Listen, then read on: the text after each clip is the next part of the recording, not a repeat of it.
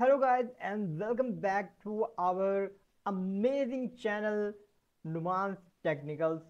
Guys, आज की हमारी ये वीडियो बहुत ही ज़्यादा इंटरेस्टिंग होने वाली है। आप लोगों के लिए मैं एक कंप्लीट कोर्स लेकर आया हूँ जिसमें आप लोग स्टार्टिंग से लेकर एंडिंग तक HTML को मास्टर्स करने वाले हैं।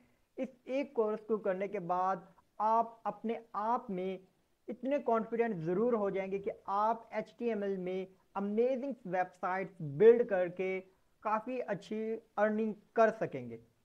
सो I hope guys you are ready for this course.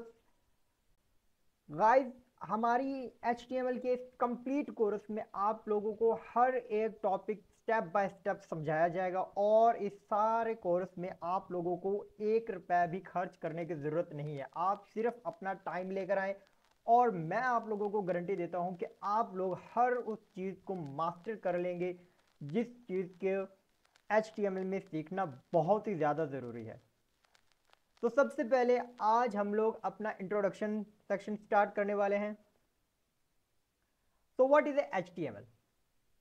Then rule of HTML in web development, then HTML5 versus old HTML, basic structure, how browser read HTML and setting up code editor VS code. ये आज के हमारे modules होने वाले हैं। इन modules को आज हम लोगों ने कवर करना है। तो HTML हमारे पास होता क्या है? HTML बेसिकली हमारे पास एक हाइपर टेक्स्ट मार्कअप लैंग्वेज है। ये कोई प्रोग्रामिंग लैंग्वेज नहीं है, ये एक स्टैंडर्ड लैंग्वेज है जो कि वेबसाइट्स को बिल्ड करने के लिए यूज होती है। आप लोगों को यहाँ पर एक इमेज जो होगी वो विजिबल हो रही होगी, ये वाली। ये हमारे पास HTML का एक जनरल स्ट्रक्चर होता है जिसके अंदर रहते हुए हम लोग अपने कोड को लिखते हैं और HTML को राइट करके अमेजिंग वेबसाइट्स को बिल्ड करते हैं। Then role of HTML in web development. HTML का बेसिक काम क्या होता है वेब डेवलपमेंट के अंदर? HTML हमारे पास एक बिल्डिंग ब्लॉक बनता है। जैसे कि हम लोग ये कह सकते हैं कि आप एक हाउस बिल्ड करते हैं तो सबसे पहले आप उसका क्या करते हैं, उसका स्ट्रक्चर बनाते हैं। देन हम लोग क्या करते हैं, उसके ऊपर कोई पेंटिंग्स, कलर्स या फिर उसको मज़ीद अच्छा करने के लिए उसको स्टाइल करते हैं।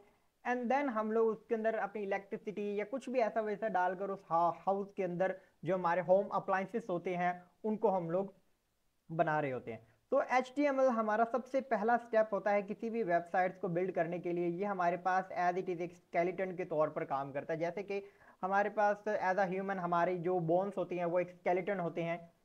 देन हमारे पास आ जाती है CSS क्या करते हैं? CSS एज इट इज हमारे पास क्लोथिंग के तौर पर या स्किन के तौर पर काम करता है। जैसे हमारी बॉडी के ऊपर हमारे स्केलेटन के बाद हमारी स्किन और हमारे क्लोथ जो होते हैं वो हम लोगों को एक बेटर लुक देते हैं। इसके बाद हमारे पास आ जाता है हमारा जावास्क्रिप्ट। जावास्क्रिप्ट बेसिकली हमारे पास हमारे ब्रेन की तरह लगा सकते हैं कि ये हमारे पास एक ब्रेन होता है जो कि हमारी वेबसाइट को थिंक करने के लिए, डिसीजन करने के लिए और ज़्यादा इंटरैक्टिव करने के लिए हम लोग इस्तेमाल करते हैं।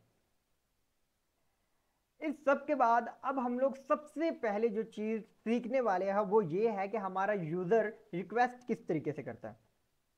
तो सबसे पहले तो हमारे पास होता है एक यूज़र। यूज़र किसी भी ब्राउज़र, जैसे कि क्रोम ब्राउज़र हो गया, ओपेरा मिनिया हो गया, या किसी भी ब्राउज़र या किसी सॉफ्टवेयर के थ्रू जब अपनी कोई रिक्वेस्ट जो होती है वो ब्राउज करता है तो जो ब्राउज़र होता है वो उस रिक्वेस्ट को एक सर्वर के अंदर देता है। एक सर्वर बेसिकली हमारे पास एक लार्ज कंप्यूटर होता है जिसके पास ओवरऑल पूरी दुनिया के एक्सेस होता है। हमारी जो वेबसाइट्स होती है वो हम लोग सर्वर के अंदर ही स्टोर करते हैं। देन हमारा जो सर्वर होता है वो क्लाइंट को एक रिस्पॉन्स देता है और वो रिस्पॉन्स क्या होता है? वो रिस्पॉन्स होता है HTML, CSS और जावास्क्रिप्ट। इसके अलावा हमारा सर्वर हमें कोई चीज़ रिस्पॉन्स में नहीं देता। ये जो रिक्वेस्ट होती है इसका जो रिस्पॉन्स होता है देन क्लाइंट को विजिबल होता है। अब ये कैसे होता है मैं आप लोगों को अभी दिखाता हूँ।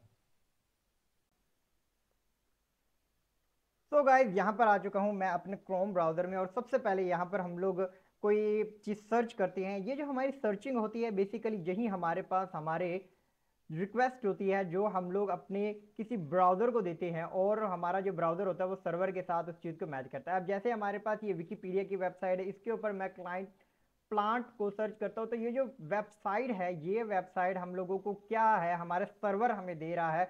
और इस वेबसाइट को अगर मैं इंस्पेक्ट करके देखूं तो आप लोगों को यहाँ पर ये जितना भी डेटा आप लोगों को विजिबल होगा, यहाँ पर ये हमारा एलिमेंट्स में सारा HTML है। देन यहाँ पर हमारे पास सारा CSS आ जाता है। इसके अलावा हमारे पास सोर्स में देखा जाए तो हम लोगों को यहाँ पर CSS और इसके अलावा जावास्क्रिप्ट की फाइल्स देखने को मिलेंगी, और that is our overall website structure. So I hope जहाँ तक। इसके बाद हमारे पास जो नेक्स्ट टॉपिक है वो है हमारा कि हमारे पास जो HTML5 है वो पुराने HTML से किस तरीके से बेहतरीन है। सबसे पहले तो चीज़ होती है हमारे पास डॉक्स टाइप। डॉक्स टाइप इस चीज़ को डिक्लेयर करता है कि हम लोग HTML को कौन सा वर्जन इस्तेमाल कर रहे हैं। HTML4 बेसिकली लॉन्ग और कॉम्प्लेक्स था, HTML5 हमारे पास छोटा और इजी है। न्यू टैग, HTML4 में हम लोगों को कुछ लिमिटेड टैग देखने को मिलते हैं, लेकिन HTML5 में हम लोगों को काफ़ी सारे एडवांस टैग जो हैं वो देखने को मिले हैं। मल्टीमीडिया, जैसे हमारे पास वीडियो हो जाती है या फिर ऑडियो हो जाती है, उस चीज़ को बेसिकली HTML4 बहुत ही ज़्यादा कम हैंडल करता था और हम लोगों को थर्ड पार्टी प्लगइन्स का इस्तेमाल करना पड़ सकता था। जबकि दूसरी तरफ हमारे पास HTML5 में बिल्ड इन टैग्स और फीचर मौजूद है जो इस चीज़ को हैंडल करते हैं।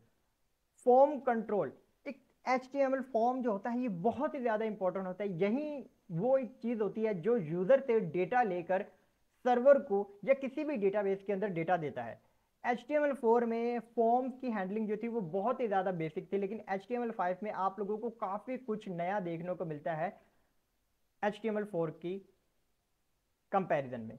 देन इसके बाद हमारे पास आ जाती है एपीआईज। एपीआईज हमारे पास आज के टाइम पर सबसे ज़्यादा इंपॉर्टेंट कॉन्सेप्ट है। अगर आप लोग एक फुल स्टैक डेवलपर बनना चाहते हैं तो आप लोगों को एपीआई का कॉन्सेप्ट आना चाहिए। हम अपनी इस वीडियो में एपीआई को कवर नहीं करने वाले, लेकिन जैसे ही हम लोग Node.js मास्टर कोर्स बिल्ड करेंगे तो उसमें I will give you everything you should know about API. तो HTML4 में तो हमें API का कोई कॉन्सेप्ट देखने को नहीं मिलता, लेकिन HTML5 में आप लोगों को API देखने को मिलती है, जिसमें आप लोग local storage, canvas, Google location, drag and drop जैसी अमेजिंग API को कंट्रोल कर रहे होते हैं और उनके साथ काम कर रहे होते हैं। और हम लोग इन सारी चीज़ों को देखेंगे, ईच एंड एवरीथिंग इस कोर्स में हम लोग देखेंगे। तो अब हमारा जो नेक्स्ट स्टेप है वो है हमारे पास सेटअप करना हमारे इन्वायरमेंट को। तो गाइस मैं यहाँ पर आ चुका हूँ अपने क्रोम ब्राउजर में। आप लोगों ने भी यहाँ पर आ जाना है और सिंपल सर्च कर लेना है VS कोड। और आई होप आप में से ज़्यादातर लोगों को VS कोड के बारे में पता होगा कि VS कोड क्या होता है।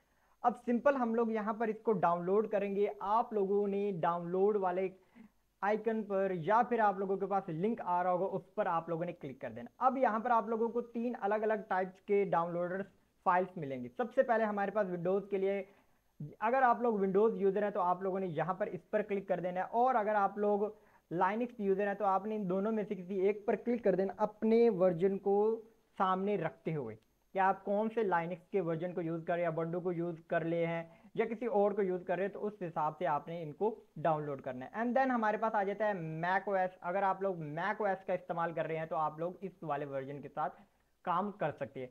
मेरे केस में मैं विंडोज़ के साथ काम कर रहा हूँ तो मैं सिंपल इस बटन को करूँगा क्लिक, और कुछ ही टाइम के अंदर हमारी ये जो फाइल है वो डाउनलोड होना स्टार्ट हो जाएगी। तो गाइज यहाँ पर मेरा VS कोड जो है वो डाउनलोड हो चुका है। अब आप लोगों ने सिर्फ इस पर डबल क्लिक करना है। जैसे ही आप लोग इस पर डबल क्लिक करेंगे आप लोगों ने यहाँ पर इस लाइसेंस को अच्छी तरीके से पढ़ लेना है, जैसे कि मैं पढ़ रहा हूँ। एंड देन आपने इसको क्लिक करके नेक्स्ट, एंड देन अगर आप लोग चाहते हैं कि आप लोगों ने यहाँ पर कोई आइकन चाहते हैं VS कोड का तो आप लोग इस बटन पर क्लिक करें। और काफ़ी सारे लोगों का ये वाले जो होते हैं चेक वो नहीं किए होते, लेकिन आप लोगों ने इन सभी को चेक कर देना है ताकि आप लोगों का ओपन विद कोड जो होता है साइड पर करके आ जाता है जब हम लोग राइट क्लिक कर रहे होते हैं। तो उस टाइम पर हम लोगों को अगर ये दो ऑप्शन नहीं होंगे तो हम लोग जब ये वाला काम करते हैं तो फिर हम लोगों को VS कोड का जो ऑप्शन होता है ओपन विद कोड ये हम लोगों को दिखाई नहीं देगा। इसके बाद हम लोग इसको करते हैं नेक्स्ट, देन नेक्स्ट, और इसके बाद कुछ ही टाइम के अंदर ये हमारे कंप्यूटर के अंदर जो है वो इंस्टॉल हो जाएगा। तो गाइज यहाँ पर मेरा VS कोड जो है वो इंस्टॉल हो चुका है। आप लोगों ने सिर्फ इस पर करना है डबल। अब इंस्टॉल होने के बाद सबसे पहले आप लोगों ने करना क्या है, आप लोगों ने सबसे पहले यहाँ पर एक फोल्डर क्रिएट करना है और उस फोल्डर की मदद से आप लोगों ने अपने कोड को जो होता है वो करना स्टार्ट करना है। ठीक है, आप लोगों ने न्यू पर आना है और एक फ़ोल्डर बनाना है। यहाँ पर मैं सबसे पहले HTML का फ़ोल्डर बना लेता हूँ और इसको करते हैं हम लोग कुछ इस तरीके से। और अगर आप लोगों ने सारे ऑप्शन क्लिक किए होंगे तो आप लोगों को यहाँ पर ओपन विद कोड का ऑप्शन ज़रूर आएगा। जैसे ही आप लोग ओपन विद कोड के बटन पर करेंगे क्लिक, तो यहाँ पर आप लोगों के पास VS कोड कुछ इस तरीके से ब्लैंक ओपन हो जाएगा। आप लोगों ने इसको अच्छे तरीके से सेटअप कर लेना है अपने मुताबिक। यहाँ पर सबसे पहले हम लोग एक नई फाइल बनाते हैं और इस फाइल का नाम हम लोगों ने क्या देना है, इस फाइल का नाम हम लोगों ने देना है index.html। ये एक नाम है और ये एक बड़ा ही इंपॉर्टेंट नाम है। ठीक है, आप लोग इसको ज़रा समझिए। जब हम लोग आगे और बढ़ेंगे तो आप लोगों को इस नाम का जो मतलब है वो पता चलेगा। या तो हमारे पास app.css होता है या फिर हमारे पास index.html, इस तरीके से हमारे पास जो होती है वो फाइलें होती हैं। ठीक है, अब यहाँ पर हमारे पास ये जो फाइल है वो क्रिएट हो चुकी है। ठीक है, अभी के लिए मेरा VS कोड थोड़ा ठीक काम कर रही है ना, जैसे ये ठीक काम करना स्टार्ट हो जाएगा। ठीक है, अब सबसे पहले तो हम लोगों ने क्या करना है कि हमारे पास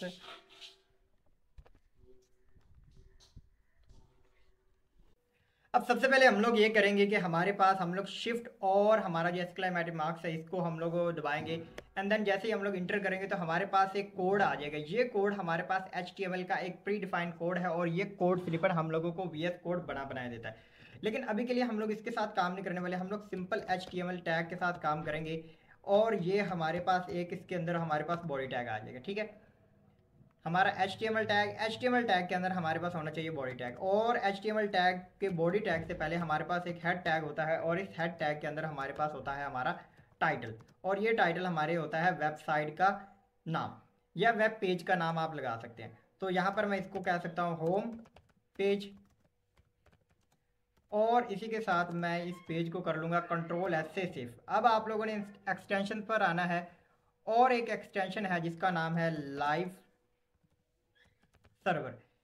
लाइव सर्वर की एक्सटेंशन जो है ये वाली, ये आप लोगों ने इंस्टॉल कर लेनी है। और एक और इंस्ट्रक्शन भी है लाइव प्रीव्यू, आप इसको भी इंस्टॉल कर सकते हैं। ठीक है, सिंपल इंस्टॉल के बटन पर क्लिक करना है और आप लोगों को ये मिल जाएगा। अब लाइव सर्वर से हमें क्या फ़ायदा मिलता है, हम लोग जैसे ही यहाँ पर लेफ्ट क्लिक करते हैं तो हमें ओपन विद लाइव सर्वर का बटन देखने को मिलता है। अब यहाँ पर मैं ओपन विद लाइव सर्वर के बटन पर करूँगा क्लिक और हमारा ये जो वेब पेज है वो यहाँ पर हमारे लाइव सर्वर में ओपन हो चुका है।